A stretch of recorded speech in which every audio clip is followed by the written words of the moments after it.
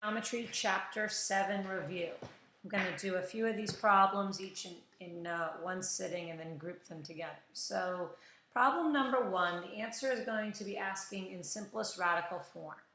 So how long is a string from the top of a 13-foot pole to a point on the ground 7 feet away? That is certainly not drawn to scale. But 7 squared is 49, and 13 times 13 is 169, so 169 plus 49 is 218. 218 is actually already simplest radical form. If you start trying to by 3, it's not going to divisible. Even like by 7, it's not divisible. So 218 happens to be simplest radical form. Problem 2. So I'm going to let you read the problem. We've done it in all the classes today. But basically 3 miles, 5 miles. So this is going to be radical 34 long. Okay? 3 squared is 9. 5 squared is 25. 9 plus 25 is 34. So the square root of 34 is basically that number. That's miles. I want to know this in feet. So it is that number in feet and $110. The question is going to ask you to round to the nearest whole number. So that is how you get that answer. Next one, you can pause and read the problem. This one will be multiple choice, but basically the ship goes 12 miles in one direction, it goes 12 miles in another direction, and it goes back 7 miles. Did the first officer describe this triangle as acute, obtuse, or right? Well, remember, if we do c squared, which is 144, and then over here, A and B are going to be 7 squared is 49, and 12 squared is 144. Obviously, this side of the equation is going to be greater than this side. So it is an acute triangle. It would also be isosceles because 2 sides have the same length. Problem number 4. Mark went for a mountain bike ride in a relatively flat wooded area. He rode for 7 kilometers in one direction, then he turned and pedaled 5, and then 7. Like the prior problem, could this be a triangle? Yes, it could, because 7, okay, plus 5 is greater than 7. So it could be a triangle. But is it a right triangle? No, it's not a right triangle. This 49 is obviously going to be less than this other side squared plus 25. So that also will be multiple choice. And problem number 5. Okay, solve for A and B. I'm going to use geometric mean. That's the format where AX equals X over B. And I can use that because I have an altitude drawn in the large triangle from the 90-degree angle to the hypotenuse. Or basically, in this triangle labeled AB 30, A is the long side of the triangle, and B is the altitude. I'm actually comparing that with the 30 and the 40. So I'm setting that up. The altitude is 30. So I'm going to have to do 2 different problems. I'm not solving for B yet. So 40A equals 900. 900 divided by 40 is 22.5. So A equals 22.5. Now to find B, I'm going to use Pythagorean theorem. I know I talk sometimes about rounding issues, but 22.5 is a rational number. It terminates. So 22.5 squared is 506.25 plus 900, because that's 30 squared, equals that number. The square root of that is 37.5. Do not let this confuse you that they have used the variable b for the hypotenuse. And these are your answers to the first page of the review.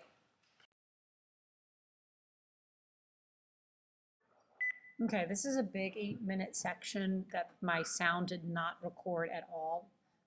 So I'm just going to record the voice over it. Number 6, find A, B, and H. First, I'm going to go ahead and find H, and that's going to be using the geometric mean. So that's a 4. So 4, let me calculate out of the way, 4 over H is equal to H over 32.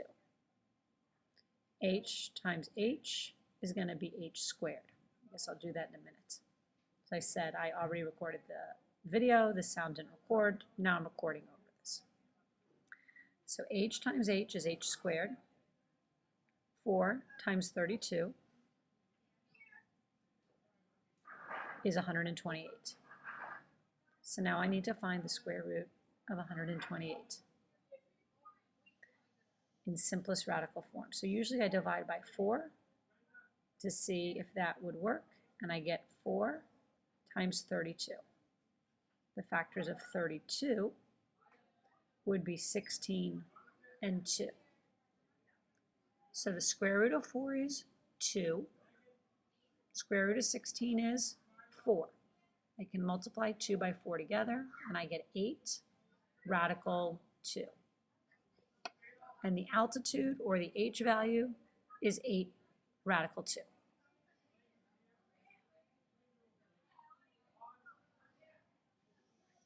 Now I'm going to work on the a value, and I can find that using the triangle that I've created. I can use Pythagorean theorem because it's a right triangle, doing a squared plus b squared equals c squared, which this is labeled a. So if I wanted to, I could do the square root of 2, because actually I could do 8 radical 2 squared. So 8 times 8 is 64, and 2 radical 2 times radical 2 is 2. 64 times 2 is 128. Or I could remember that earlier I had 128 and I had to find the square root of that, which was 8 radical 2. So 128 plus 16 is 144. The square root of 144 is 12. And that's my answer for A. Now I'm going to do the same thing to find B. Okay, there's a lot of pressing buttons here. So 32 squared is 1024. And 8 radical 2 squared is 128. So I get 1,152. Now I need to find the square root of 1,152 in simplest radical form. And going back right now and showing you, I guess, how I got 8 radical 2 to be 128, but I had already told you this. Oh, I guess I'm doing it a second time. That was lovely. It's probably a waste of time, but you know, hey. So 1,152, I divided it by 4, and I got 288. And now I'm going to factor the 288, divide it by 4, and I get 72, which I know is 9 times 8. And instead of 8, I'm going to use 4 times 2 so that I have perfect squares. And I can double check that 4 times 4 times 9 times 4 times 2 should all equal 1,152, and it does. So the square root of 4 is 2, square root of 4 is 2, square root of 9 is 3, the square root of 4 is 2. 2 times 2 is 4, times 3 is 12, times 2 is 24. And so the answer for B is 24. And then I still had that radical 2 left, so it's 24 radical 2.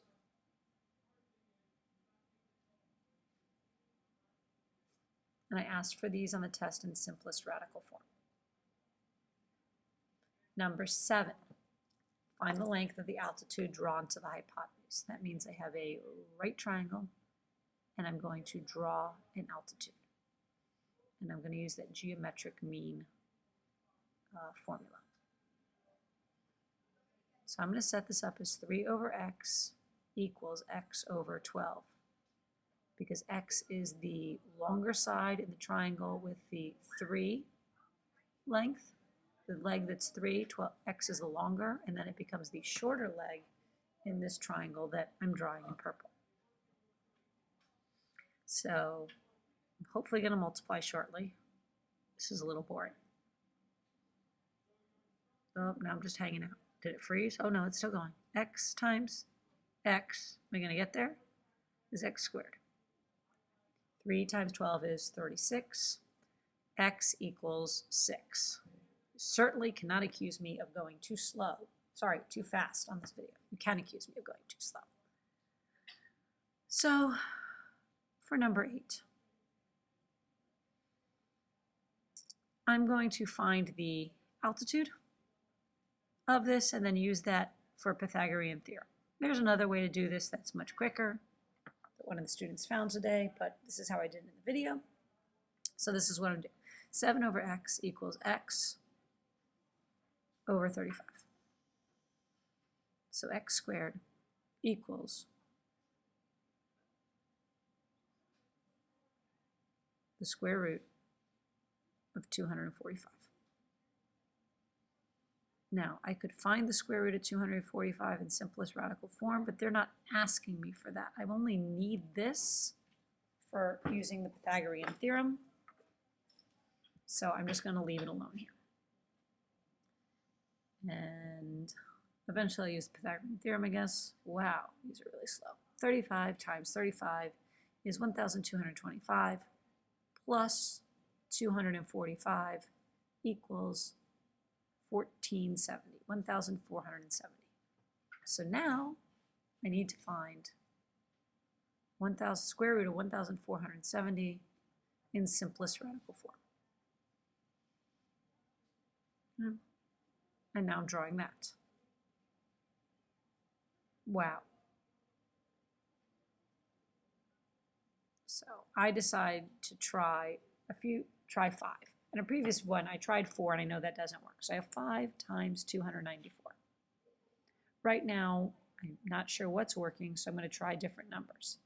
294 divided by 3 is 98. So I have 3 there. 98 divided by 2 is 49. And my lights just went out. So if you get up and walk around a minute, it's motion sensor. The lights will come back on, and the video hears me saying that, but this is a really, oh, there you go. You can't tell watching this at home that the lights went out while I was recording the sound. Yeah, it's motion censored. Okay, back to the problem. The square root of 49 is 7. 5, 3, and 2. They're all prime numbers, so I'm going to multiply them together, and I get my final answer is 7 radical 30, or radical 5, 3, 2. I multiply those together, and I get 7 radical 30.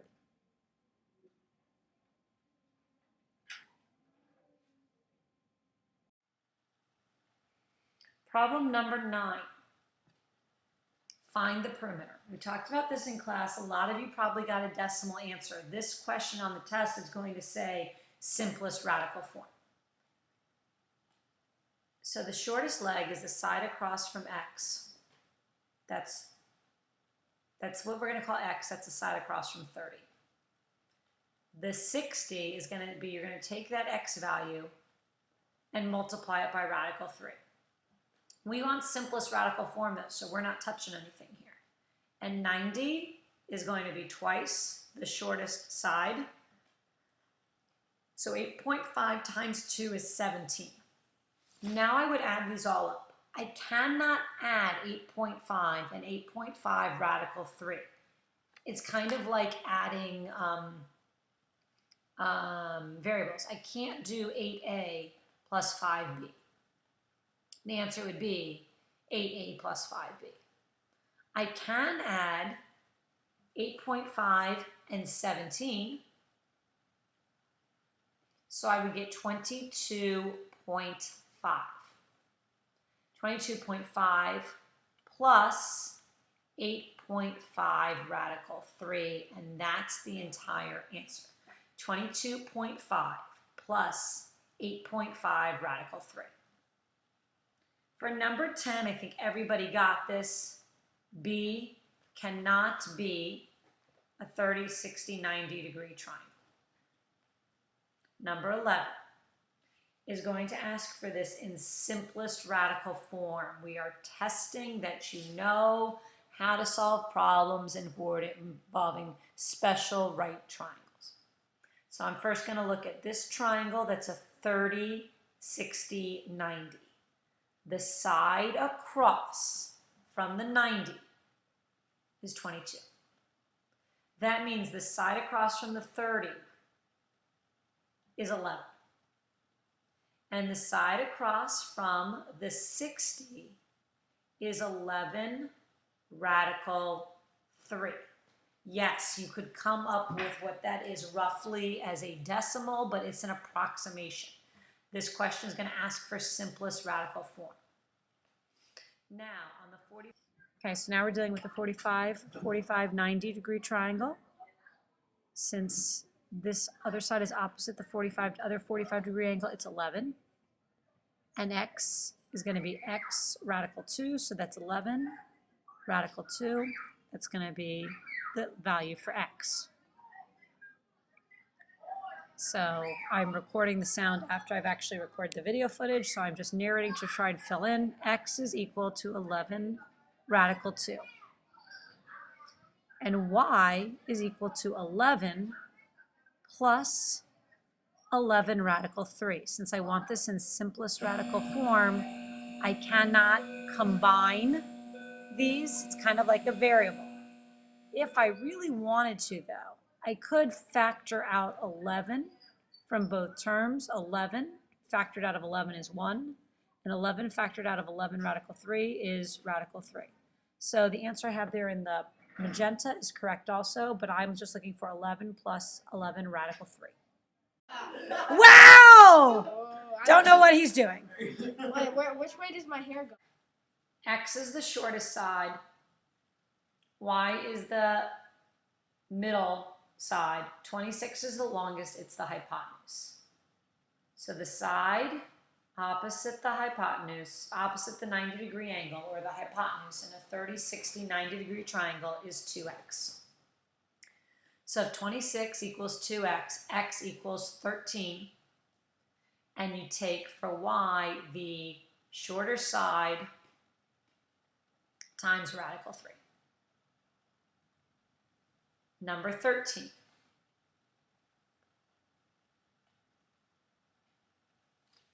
Okay, read the problem there.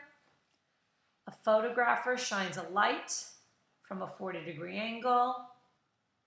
Okay, they have this all set up for you. You are dealing with two sides. An opposite, you have a 40 degree angle, you have a length opposite and adjacent. When you have opposite and adjacent, that's tangent. So you need to use your scientific calculator, and you're going to do 40 tangent times 58, and you get 48. I get 48.66, And on this one, they said to round to the 100th. They get 48.667, so 0.67. Number 14. They have a description there and they draw this for you. So you're dealing with something with a 49-degree angle. Once again, it's a tangent. You have opposite over adjacent. So you're using the tangent ratio. This is going to be the same as x equals 19 over tangent of 49. So 19 divided by 49 tangent equals 16.51. 5164, blah, blah, blah. So this rounds to 16.52.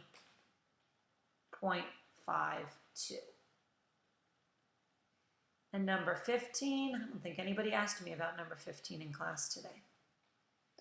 You're just finding the cosine of B. So cosine, that's the that's the adjacent over the hypotenuse. We have a slide now. The slide is 4.1 meters long, and it's a 27-degree angle with the ground. How high is the top of the slide? So you have a hypotenuse, you have a 27-degree angle, and you're finding the side opposite the 27-degree angle. So opposite over hypotenuse is sine. Using your scientific calculator, I'm going to do 27 sine in my scientific calculator. I'm going to multiply by 4.1.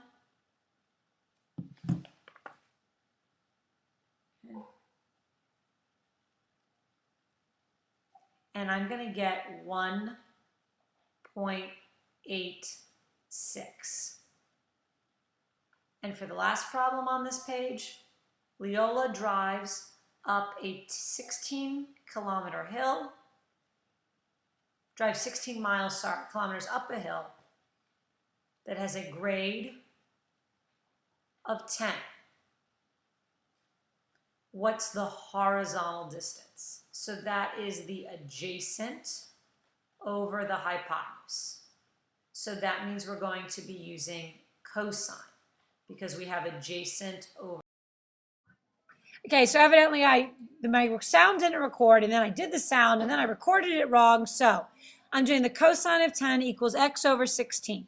So in my scientific calculator, I do 10 cosine times 16, and I'm going to get the answer, which is 15.8. That's the answer. Use a diagram to find cosine of x as a fraction in simplest form. So cosine is adjacent over hypotenuse. That simplifies to 12 over 13. Find x. Round to the nearest hundredth. So I have 42. I'm dealing with the leg opposite it and the hypotenuse. So that's sine. Using the scientific calculator, sine of 42 times 15 is 10.0369. It said round to the hundredth, so that's 10.04. Number 20, I told you I was taking off the review and off the test. Number 21, a 220-foot string attached to a kite makes a 30-degree angle with the ground. What's the height of the kite? So you have a 30-degree angle. You want to find the length opposite it, and you have 220. So that's sine. There's actually two different ways to do it. I'm going to use the trigonometry way first. The sine of 30 times 220 gave you 110. You might also have noticed that this was going to be a 30, 60, 90 degree triangle. So the side opposite the 30 is going to be whatever this is. 220 is twice that amount. So 220 is twice 110. Problem 22. Solve the triangle. You're told that B is 49 degrees and A is 4. This is where you need to use trigonometric ratios to solve both your missing sides. So B is opposite the 49 degree triangle, nor 49 degree angle, and I have the adjacent. Opposite over adjacent is tangent. So the tangent of the 49 degree triangle, 49 tan. I think I hit the wrong button. 49 tan times 4 is 4.6 for B. For C, I have the adjacent side, and C is the hypotenuse. Adjacent over hypotenuse is cosine. That's going to be the same as x is equal to 4 over the cosine of 49. So 4 divided by 49 cosine equals 6.09. On this one, you're going to be told to round to the 10th. So that's 6.1. You're also going to have a line. They also want you to find the measure of angle A. Well, if this is 90, the other two sides add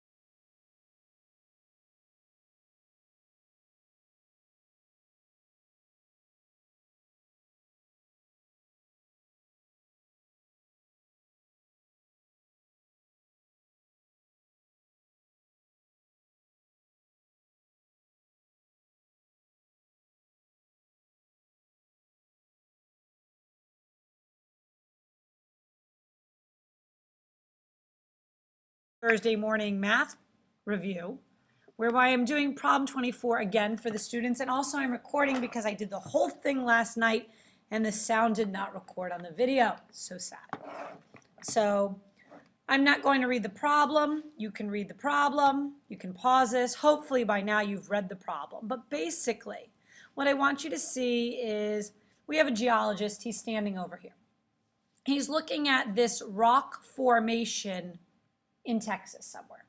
And he's wondering, I wonder how high these are And not just how high these are, ultimately, what's the difference in the height, okay? That's what the problem actually asks, compute the distance. So he has two ways to do this. The first way would be to take his life in his hands and try and rock climb up the face of this rock column, okay? Get to the top and then rappel down with like a measuring stick and measure this. He's a little afraid of heights, so he's going to decide, I am going to very safely stand here with some survey equipment. And the survey equipment tells him, okay, it's like a machine. You've seen people out on the roads using those little yellow tripod things, that when he stands here and looks up to look straight at the top of this formation, he's looking at a 51-degree angle. And the survey machine also tells him that this distance, A to S, is 805 feet. So he's making like a triangle here. He's using 51 degrees. He wants to find the opposite side, and this would be a hypotenuse of a right triangle. So he can use this 805-degree measurement. Okay? So if he's dealing with opposite and hypotenuse, what trig ratio is he using?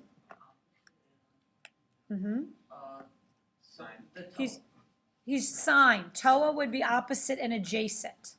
Could he have done that? I mean, to me personally, it would have been easier just to measure this distance, right? To measure this. But maybe there's like rattlesnakes on the ground and there's some bushes there and he doesn't want to walk through all of that. So he's like, I'm being a pansy. I'm just going to stand far away. Okay? So I'm using the sine. So in your scientific calculator, you press 51 sine times 805 equals. And I get that this height here is 625.6 feet. Okay? Now, he also wants this column, the height. Same thing. I think it would have been easier just to measure the distance from here to here. But as I said, okay, fine. There's rattlesnakes, you know, he has a bad ankle, he's in a wheelchair, whatever the case may be. It's hot, he doesn't want to walk in the sun, he doesn't do that. So he uses his tool there. And he finds that this distance is 846. And when he looks up from here to here, he's looking at a 54-degree angle, which makes sense because the hinge theorem tells us, right, that since this is higher, the arc, the angle that we're going to look up at, we're going to have to raise our vision, right? If you want to see something higher in the sky, you have to look up higher, correct? Right? Like my head motions that you can't see on the video. Okay.